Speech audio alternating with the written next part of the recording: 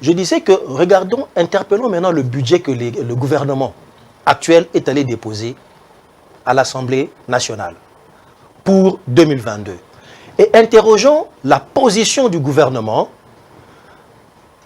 le 28 et 29 juillet dernier à Londres, sommet mondial pour l'éducation. L'État prend un engagement sérieux. La crédibilité du gouvernement dépend également de ce que l'on dit. L'État prend l'engagement sérieux de dire en face du monde et pour les citoyens membres de la communauté nationale que désormais, nous ferons en sorte que le budget de l'éducation soit maintenu au-delà du seuil de 20% du budget national. Mais dans les faits, quand on interroge aujourd'hui, c'est que le gouvernement est allé déposer au Parlement pour adoption pour 2022, l'État a déposé un budget où la proportion de l'éducation a quitté pratiquement 24,5 de consommation effective à 16,7. Je pense que la crédibilité de l'engagement du gouvernement est en jeu. Est-ce que c'est par inadvertance ou est-ce que c'est consciemment que cela est fait? Ils vont dire, non, écoutez, mais en termes de volume, cela a augmenté, ainsi de suite. Mais un engagement, vous savez, la réforme de la gratuité ne prend pas seulement l'enseignement primaire.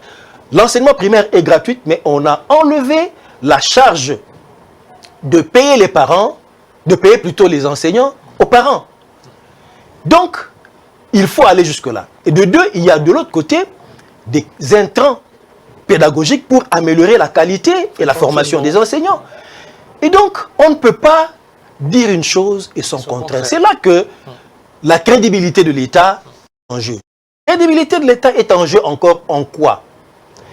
Et je vais terminer, je vais peut-être chuter par l'alerte que nous lançons, nous, en tant qu'organisation de la société civile, pour que le gouvernement comprenne et entende ce son de cloche. Le gouvernement est en face des revendications des enseignants. Il faut parler avec les enseignants comme des responsables. Dites-leur combien vous avez dans la marmite.